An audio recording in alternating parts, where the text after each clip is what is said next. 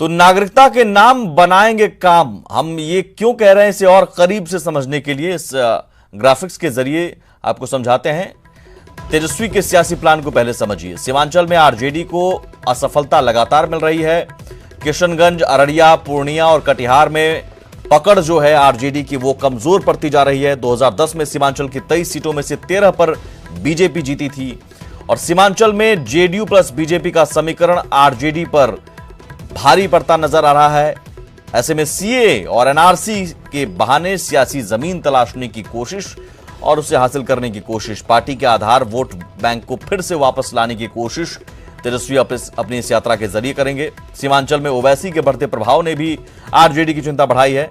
AIMIM और BJP को मात देने के लिए यह यात्रा जरूरी माना जा रहा है। अच्छे प्रदर्शन के लिए आधार वोटर को जोड़े रखना जरूरी है। सीए, एनआरसी, एनपीआर पर कहीं ना कहीं सियासी रोटी सेकने का ये पूरा प्लान और बीजेपी का डर दिखाकर मुसलमानों को अपनी ओर फिर से लाने की ये कोशिश इस यात्रा के जरिए।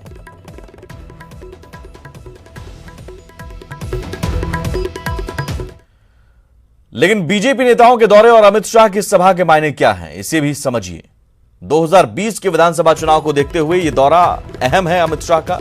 झारखंड और महाराष्ट्र में हार के बाद बिहार में बीजेपी अलर्ट पर है। एनआरसी, सीएए और एनपीआर पर मतभेद को दूर करना भी जरूरी है और पार्टी के खिलाफ विपक्ष के बनाए माहौल को खत्म करना भी जरूरी है।